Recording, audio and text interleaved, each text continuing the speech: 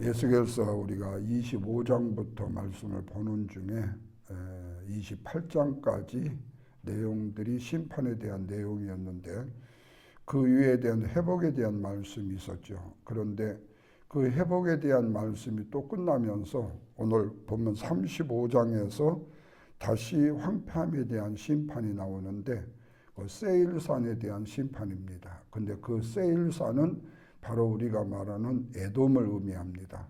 에돔은 누구냐 하면은 에서의 자식입니다. 알다시피 이삭의 두 아들이 있었죠. 쌍둥이 에서와 야곱입니다. 그런데 하나님이 큰아들 에서를 장자로 취하지 않고 작은아들 야곱을 장자로 취합니다. 그런데 하나님도 취하셨지만 실제로 계략과 모략에 의해서 취하지게 되지요. 야곱의 어머니가 다시 말하면 이삭의 아내지요. 꾸며가지고 아들 야곱에게 장자권을 축복을 받게 만들어요. 아버지의 축복을. 왜냐하면 아버지 이삭이 눈이 잘 안 보이고 에서한테는 짐승을 잡아다가 나한테 진미를 가져오라. 그 순간에 이 축복권이 돌변이 되게 되죠. 그리고 후에 이 야곱은 형 에서가 무서워가지고 라반의 집, 자기 애삼촌의 집으로 도망을 치죠. 그때 도망치면서 광야에서 창세기에 나오는 사닥다리를 만나고 다시 말하면 베델이라는 것을 경험하게 되죠. 후에 그 야곱이 부자가 되어서 다시 돌아올 때에 누구를 만나요? 하나님을 약복강에서 만나게 되죠. 근데 약복강 바로 건너편에는 누가 기대하고 있느냐? 군사를 이끌고 에서가 기다리고 있습니다. 오기만 하면 죽이겠다고. 그때 절대절명에 하나님 앞에 엎드려서 기도한 야곱의 기도가 환도표가 부러지는 기도이죠. 그때 환도표가 하나님의 환도표를 쳐요. 다시 말하면 하나님의 약함을 야곱을 통해서 보이시고 야곱이 그때서 하나님을 만납니다. 그리고 그 야곱이 후에 12지파의 조상이 되고 요셉을 통해서 애굽으로 들어가게 되고 고센 땅에 자기 둥들을 틀다가 430년에 애굽의 바로의 핍박 속에 있다가 모세를 통해서 출애굽이 되어지는 역사가 바로 간단한 간략한 이 에서와 야곱의 사건적인 이야기죠. 그런데 이 에돔이 그러니까 에서의 후손들이 그 자기의 조상의 이야기 자체를 그 세대로 그냥 끝냈으면 괜찮은데 얼마나 충성스러웠는지 그 후대들이 누구를 야곱의 자손 미워한다는 거예요. 그러니까 에서는 에돔으로 바꿔지죠. 나라가요. 에돔으로 세워지죠. 그러면은 야곱은 누구로 세워집니까? 이스라엘로 세워지잖아요. 근데 이 에돔이 이 이스라엘을 평생을 시기하고 질투하는 거예요. 여러분, 이 말씀을 드리기 전에 우리가 사람들의 마음속에는 여러 가지 감정들이 있어요. 어떤 사람에는 기쁨의 감정이 있고 슬픔의 감정이 있고 감사의 감정이 있을 수 있죠. 그런데 이런 많은 감정들 가운데 사람을 가장 쉽게 무너뜨릴 수 있는 감정이 있다면 뭐냐? 질투와 시기, 미움입니다. 이게 이가 빠져가지고 종종 빗나가요. 나도 이게 되게 안타까워요. 이게 나이가 먹은 징조인가 이런 생각이 들고 갑자기요. 근데 이 질투라는 것이요, 큰 것에서 생기는 게 아니에요. 이만한 것부터 시작합니다. 눈곱 많은 것부터 시작이에요. 그래서 이 분노, 이 질투를요 방치하면요 화가 되어버려요. 분노가 돼요. 근데 이 분노가 또 그대로 방치하게 되면 미움이 되고요. 미움이 결국에 어떻게 되냐? 사망이 돼요. 파괴가 이루게 된다는 거예요. 여러분, 성경의 최초의 살인 사건, 누가요? 가인이 아벨을 죽인 사건도 질투에서 시작됐잖아요. 아벨의 제사는 받는데 가인의 제사는 안 받아. 그래서 형 가인이 성질이 나서 자기 동생 아벨을 죽입니다. 뿐만 아니라 사울 왕이 자기의 음악사로 지금 왕궁에 들였던 다윗이라는 사람의 질투를 느껴가지고 자기 평생 동안 다윗 꽁무니만 쫓다가 일생을 망치는 왕이 이스라엘의 초대왕 사울왕입니다. 그러니까 신분과 걸맞지 않게 시기와 질투를 하고 미워하다가 결국에는 자기의 인생을 망치는 이런 사람들이요. 여러분, 요셉의 그 야곱의 12지파 중에서 그 12명의 아들 중에서 요셉이 잘 나갔지요. 어려서부터 채색 옷을 입고 꿈쟁이였어요. 그 꿈을 여성야릇하게 꾸었어요. 다른 꿈은 다 형들이 이해를 했는데 이 요셉이 11개의 볕단이 뺑 자기를 둘러쓰더니 해와 달을 위해서 떠더니 자기가 가운데 있는데 그 11개의 볕단이 자기한테 다 절을 한다는 거예요. 저 건방진 녀석이에요. 형들을 제껴놓고. 그렇지 않아도 지금 이복 동생이잖아요. 베냐민 위에 11번째가 요셉이에요. 12번째가 베냐민이고. 그러니까 베냐민하고 요셉하고 한 배에서 난 거고 한 아버지 밑에 나머지 위에 10명은요. 전부 다 다른 어머니에서 났어요. 그런데 겁없이 그렇게 했으니까 결국에 형들의 미움을 샀지요. 시기를 샀지요. 그래가지고 애국의 장사꾼에게 팔리는 거예요. 처음에는 어디에요? 이 낭떠러지 둥굴에다가 빠뜨려 버렸잖아요. 그러다가 유다가 도저히 불쌍해서 안 되겠다. 그래가지고 건져내가지고 마침 지나가는 애굽의 장사꾼 노예를 팔아버린 거죠. 그로 인해서 이 요셉의 일생이 보디발 장군의 집에서부터 시작돼가지고 거기서 가정 총무가 되고 성실하게 일하다 보니까 보디발 장군이 집이 복을 받았고, 그런데 또 이 요셉이 너무 핸섬보이가 되다 보니까 보디발 장군의 아내가 미혹을 하기 시작하는 거예요. 거기에 넘어갈 만도 한데 이 요셉은 하나님에 대한 절대 믿음으로 그걸 유혹을 뿌리치자 그 아내가 이 요셉을요 오히려 겁탈했다고 고발을 해가지고 왕궁에 뭐로 갇혀요? 감옥에 갇혀요. 그 속에서 꿈을 해몽해가지고 결국에는 바로왕의 꿈까지 해몽을 해서 후에 그 요셉이 뭐가 되는 거예요? 애굽의 경제 부총리가 되는 거예요. 이 이야기 들으면 여러분 전설 따라 삼터리 같은 얘기, 우리 조선시대에 무슨 뭡니까? 이런 스토리 같죠. 성경의 스토리가 사실은 엄청나게 재미있어요. 예. 근데 재미있는데 재미있는 역사 속에 하나님의 그 움직이심의 역사가 있다는 거예요.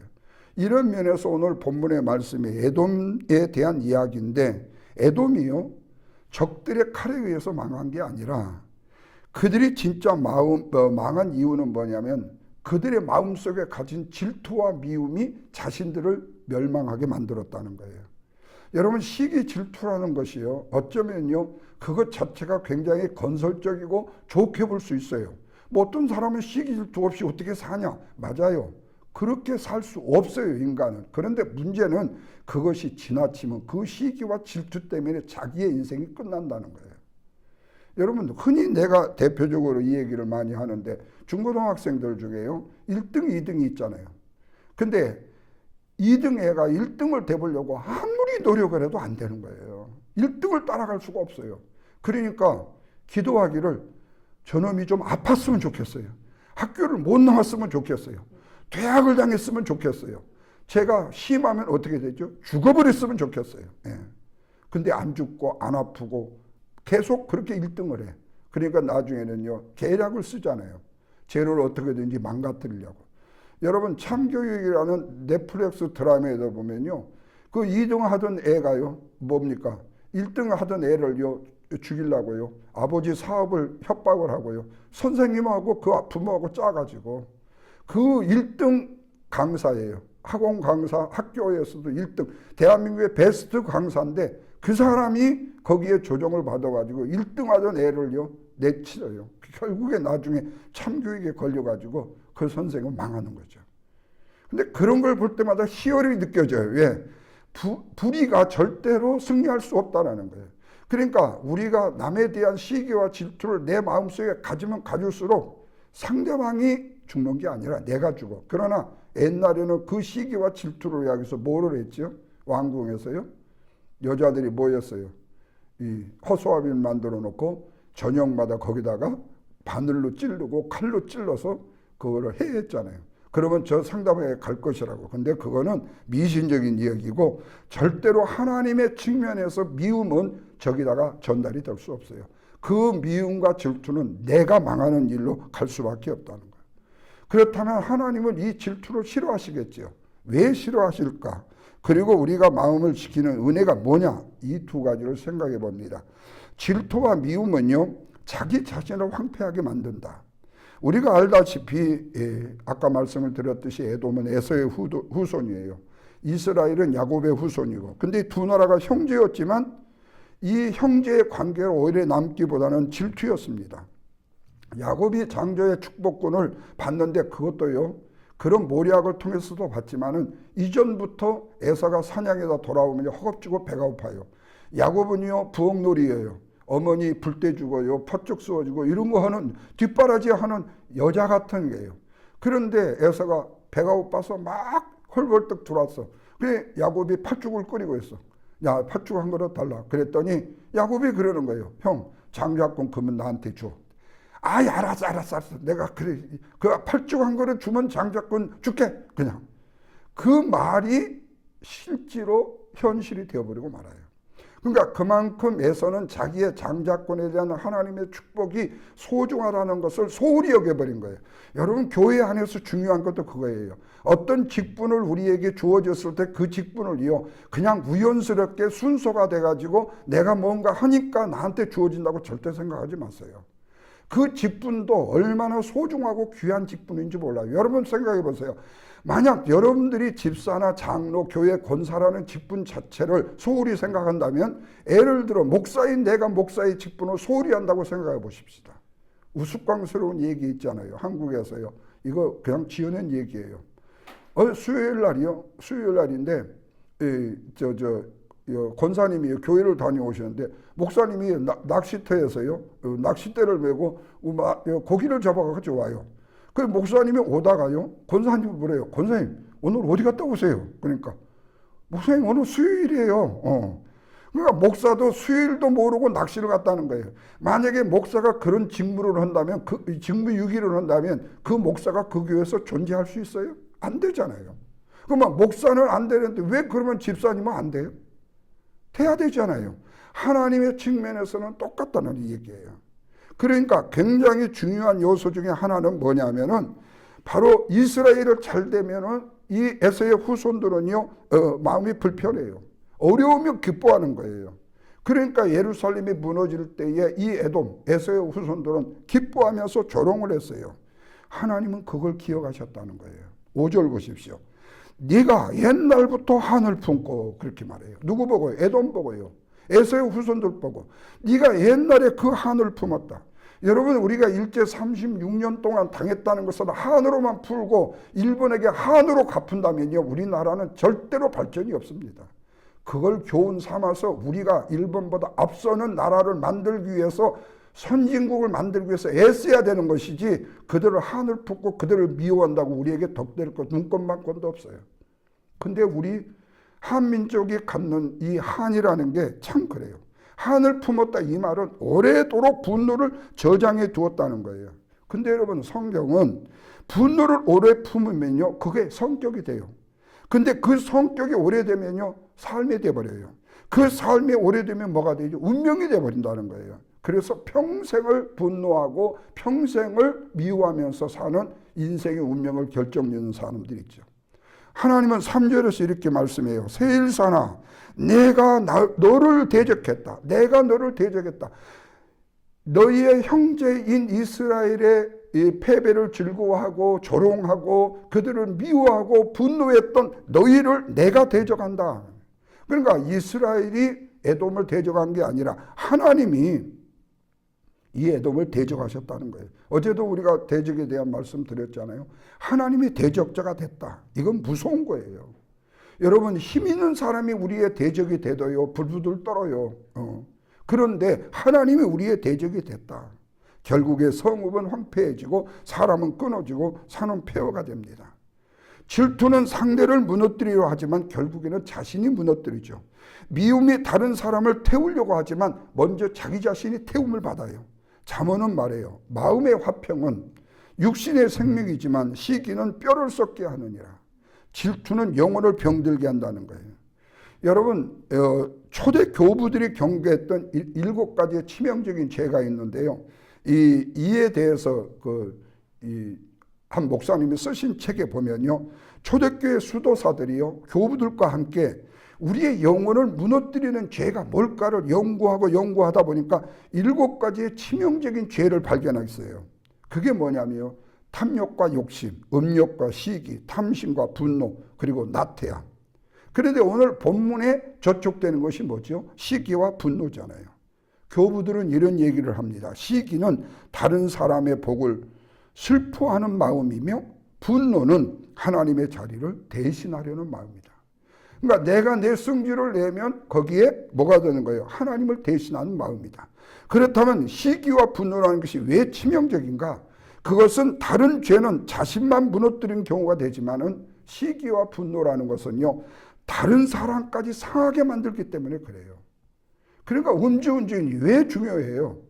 나만 다치는 게 아니야. 나 혼자 어디에다가 꼬라박아서 나 혼자 죽든지 살든지 하고 뭐가 되든지 한 거, 그것은 네 책임이에요. 그런데 왜 다른 사람을 받아가지고 다른 사람을 치명적으로 주느냐. 그래서 사실은요, 음주운전처럼 가장 흉악한 죄가 없어요. 이거는 살인죄예요. 그러니까 음주를 하고 운전을 한다는 것은 내가 살인을 하겠다고 결심한 것과 똑같아요. 음주를 하면 운전은 절대 안 된다는 것이 내가 내 자신을 지키는 거예요.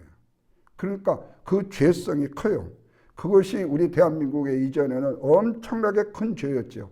장관의 후보자 청문회 때 음주운전으로 걸리면 100% 낙방이었는데, 지금은 음주운전은요, 죄도 아니에요. 죄도 아니에요.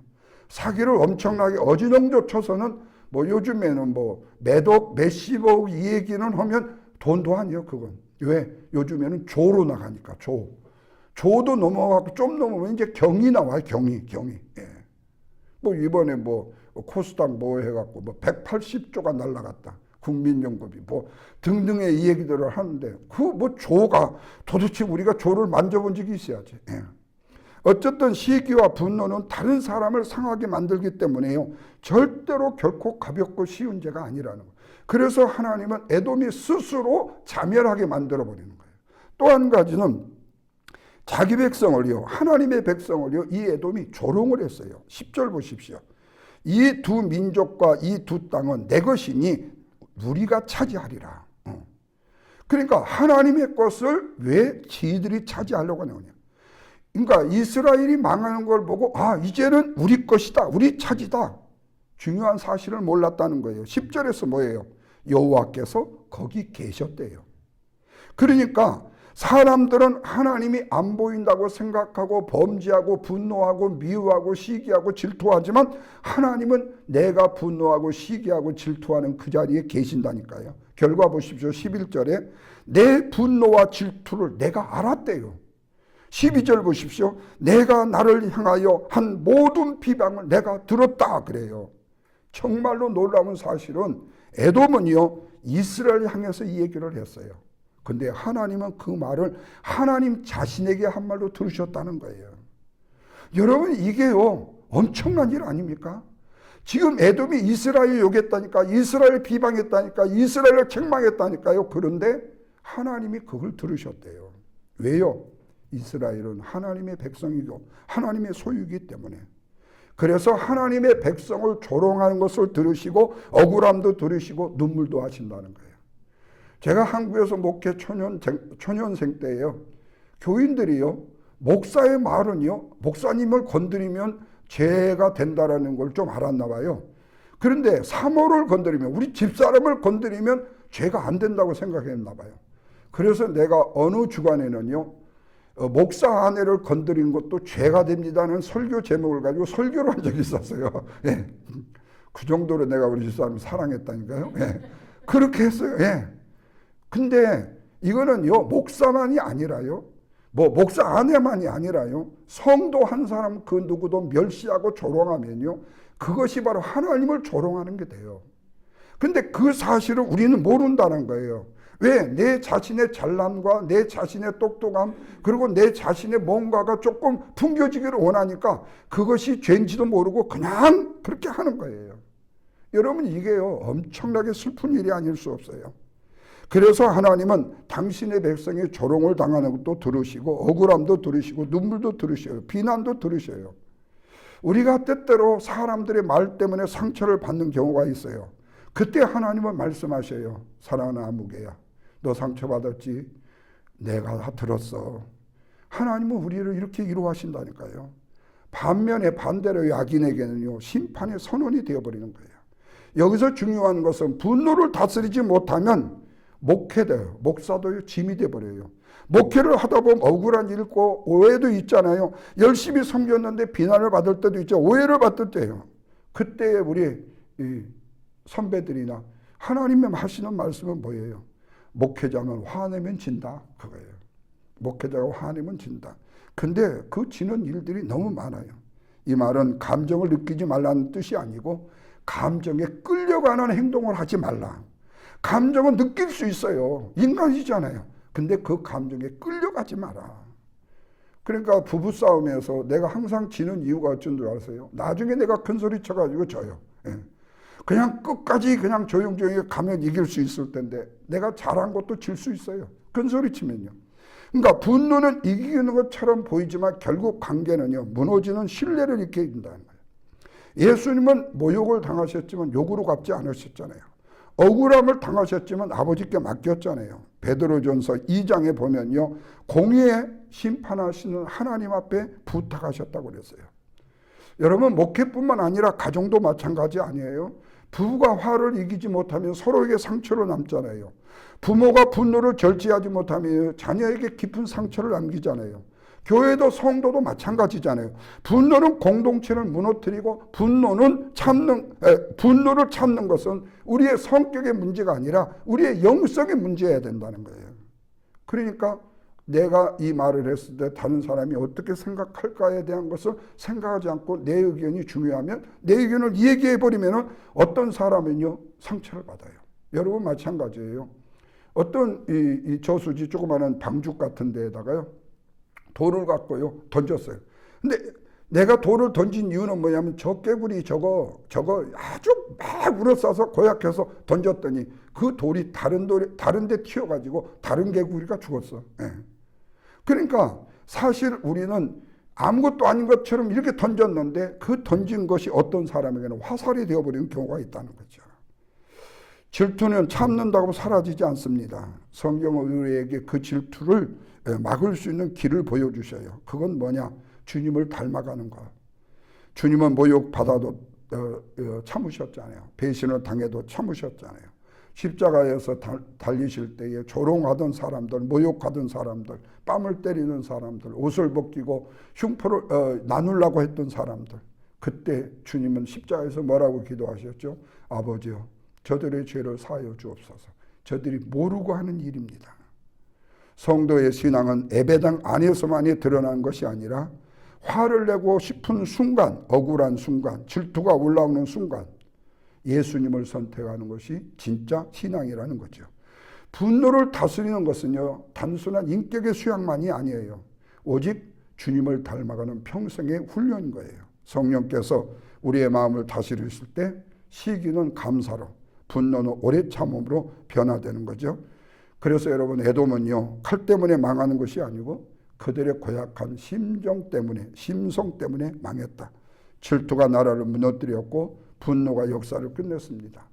반대로 하나님의 사람은요, 마음을 지키는 사람이죠. 잠언서 4장 23절에 모든 지킬 만한 것 중에 더욱 내 마음을 지키라. 왜? 생명의 근원이 이에서 남이니라. 오늘 또 하나님은 저와 여러분에게 물으십니다. 내 마음속에는 에돔의 질투가 있는가? 아니면 그리스도의 사랑이 있는가? 사랑은 공동체를 세우지만 시기는 공동체를 허문다. 용서는 영혼을 자유롭게 하지만 미움은 내 자신을 묶어둔다. 그래서 우리는 분노와 시기를 붙잡지 말고 십자가 앞에 내려놓아야 되겠죠. 바라기는 날마다 주의 성품을 배우고 주의 오래 참으심과 온유함으로 살아가는 저와 여러분 감사와 축복의 삶이 되기를 주님의 이름으로 부탁드립니다. 기도하겠습니다. 하나님, 우리들의 세밀한 말을 들으시고 갚아주시는 하나님의 공의가 우리에게 두려움보다도 위로가 되기를 원합니다.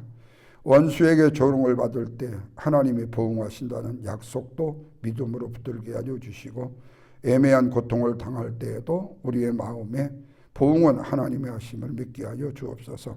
하나님의 사랑을 받는 백성답게 늘 하나님의 편에 서서 말하고 행동하게 하옵시고, 사랑하는 성도들의 아픔을 아시는, 그리고 사랑하는 성도들의 질거 중에 있는 영혼들의 아픔도 아시는 하나님께서 그들 영혼들을 불쌍히 여겨 주옵소서.